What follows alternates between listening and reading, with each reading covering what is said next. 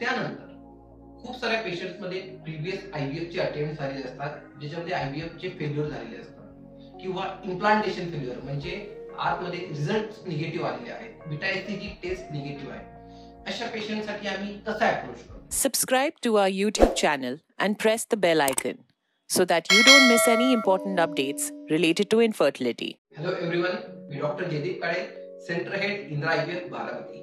आज आपण इंदिरा आयव्हीएफ मध्ये येणाऱ्या दाम्पत्यांच्या आयव्हीएफ जर्नी बद्दल विश्लेषण करणार आहोत. कोणतेही कपल जेव्हा इंदिरा आयव्हीएफ मध्ये ट्रीटमेंट घेण्यासाठी येते तेव्हा इनिशियल रजिस्ट्रेशन केल्यानंतर आम्ही अशा कपल्सचे इनिशियल काउन्सिलिंग करतो, ज्याच्यामध्ये त्यांचे प्रीवियस रिझल्ट्स, प्रीवियस रिपोर्ट्स आणि ट्रीटमेंट मोडॅलिटी डिस्कस करतो आणि त्यानंतर पेशंट्सचे प्री आयव्हीएफ वर्कअप केले जाते. प्री आयव्हीएफ वर्कअप मध्ये दोन्ही पार्टनर्सचे ब्लड टेस्ट करतात, वाईफची ट्रान्सव्हाजायनल सोनोग्राफी केली जाते आणि हजबंडचं सीमेन अनालिसिस केलं जातं. ट्रान्सव्हाजायनल सोनोग्राफीमुळे आपल्याला गर्भाशयाबद्दल माहिती मिळते, गर्भाशयातील एंडोमेट्रियल थिकनेस किती आहे, ट्यूब्सचं स्टेटस कसं आहे आणि स्त्रीबीज किती आहे याबद्दल माहिती मिळते. सीमेन अनालिसिस मध्ये आपल्याला शुक्राणूंची संख्या किती आहे, त्यांची मॉर्फोलॉजी म्हणजे संरचना कशी आहे, त्यांची गतिशीलता किती आहे याबद्दल माहिती मिळते. सर्व रिपोर्ट्स आल्यानंतर आपण कपलला पुन्हा एकदा फायनल काउन्सिलिंग करतो. फायनल काउन्सिलिंग मध्ये पेशंटला पूर्ण रिपोर्ट समजवल्यानंतर त्यांचा प्लॅन डिसाईड केला जातो आणि मग पेशंटची मेन ट्रीटमेंट जी आहे ती पिरियड्सच्या दुसऱ्या दिवशीपासून स्टार्ट होते. दुसऱ्या दिवशीपासून पेशंट्सला हॉर्मोनचे इंजेक्शन्स दिले जातात आणि इन बिटवीन सोनोग्राफी केली जाते. हॉर्मोनच्या इंजेक्शनमुळे स्त्रीबीजाच्या आकारामध्ये म्हणजे साईज मध्ये वाढ होते आणि असे जे स्त्रीबीज जेव्हा 18 ते 20 mm च्या आकाराचे होतात तेव्हा भूल देऊन त्यांचं पिकअप केलं जातं, ज्याला ओव्हम पिकअप असं म्हणतात. ओव्हम पिकअप केल्याच्या दिवशी हजबंडचे शुक्राणू घेऊन इक्सीद्वारे भ्रूण बनवण्याची म्हणजे गर्भ बनवण्याची प्रोसेस स्टार्ट केली जाते. अशा गर्भांना 5 दिवसापर्यंत लॅबोरेटरीमध्ये विकसित केले जाते, ज्याला आपण ब्लास्टोसिस्ट कल्चर असे म्हणतो आणि लेझरच्या हेल्पने त्यांना हॅच आउट केले जाते, ज्याला लेझर असिस्टेड हॅचिंग असे म्हणतो. ही प्रोसेस झाल्यानंतर अशा गर्भांना फ्रीज केले जाते आणि त्यानंतर पेशंट्सना इन बिटवीन एकदा पिरियड्स येतात, मग काही मेडिकेशन देऊन त्यांना पिरियड्सच्या 14 या 15 डेला बोलवले जाते.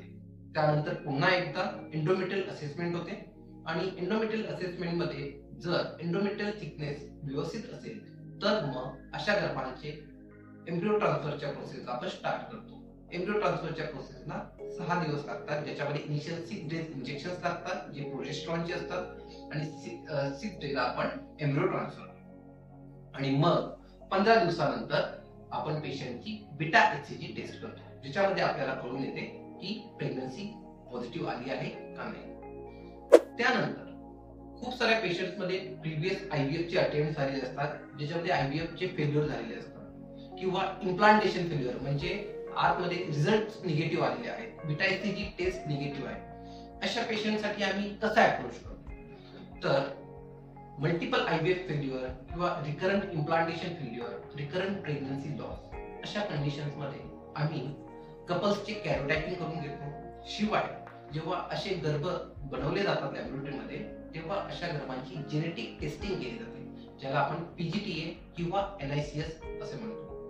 अशा टेस्टिंगद्वारे जे जेनेटिकली नॉर्मल गर्भ आहेत अशा गर्भांना आम्ही एम्ब्रियो ट्रान्सफरसाठी यूज करतो. त्यानंतर सेकंड मोस्ट कॉमन कॉज ज्याला आपण इम्युनॉलॉजिकल रिजेक्शन असे म्हणतो, ज्याच्यामध्ये जेव्हा भ्रूण ट्रान्सफर केल्यानंतर तो आतमध्ये इम्प्लांट होत नाही, कारण कधी कधी असा भ्रूण ज्यावेळी ट्रान्सफर करतो तो फॉरेन बॉडी सारखा गर्भाशयाला वाटतो, म्हणजे तो त्याला ऍक्सेप्ट करत नाही. अशा कंडिशन मध्ये आपण लिम्फोसाइट इम्युनोथेरपी ही टेक्निक वापरतो. लिम्फोसाइट इम्युनोथेरपी मध्ये हजबंडचे ब्लड सॅम्पल घेऊन त्याला प्रोसेस करून त्यातले लिम्फोसाइट सेपरेट केले जातात आणि त्यांना स्किनच्या अंडर इंजेक्ट केला जातात, ज्याच्यामुळे स्त्रीच्या बॉडीमध्ये ब्लॉकिंग अँटीबॉडीजचं प्रोडक्शन होतं आणि अशा ब्लॉकिंग अँटीबॉडीज अशा फॅक्टर्सला कमी करतं, जेणेकरून जेव्हा गर्भ आपण ट्रान्सफर करतो तेव्हा असा गर्भ रिजेक्ट नाही होत. तेव्हा आपण जेनेटिक टेस्टिंग आणि लिम्फोसाइट इम्युनोथेरपी अशा पेशंटसाठी ज्यांचे मल्टिपल अबॉर्शन झालेले आहेत, मल्टिपल आयव्हीएफ फेल्युअर झालेले आहेत अशा पेशंट्सला यूज करतो. शिवाय एरा नावाचं अजून एक टेक्निक आहे ज्याच्यामध्ये आपण एंडोमेट्रियल रिसेप्टिव्हिटी बद्दल जाणून घेतो. एंडोमेट्रियल रिसेप्टिव्हिटी असे म्हणजेच एरा, याच्यानुसार आपल्याला कळते की कोणत्या दिवशी गर्भाचे ट्रान्सफर केले की जेणेकरून आपले रिझल्ट पॉझिटिव्ह येण्याची संभावना वाढते. तर इंदिरा आयव्हीएफ मध्ये अशा खूप साऱ्या गोष्टी पेशंट्सला दिल्या जातात ज्याच्याकरून पेशंटचे प्रिव्हियस आयव्हीएफ फेल्युअर असतील, इम्प्लांटेशन फेल्युअर असतील, रिकरंट प्रेग्नन्सी लॉस असेल तर त्यांना पहिल्याच प्रयत्नात पॉझिटिव्ह रिझल्ट येण्याची संभावना वाढली जाते. For more information, visit our website www.indiraivf.com or call 1-800-309-4410. Keep following us and leave your fertility-related questions in the comments below and get answers from Indira IVF doctors.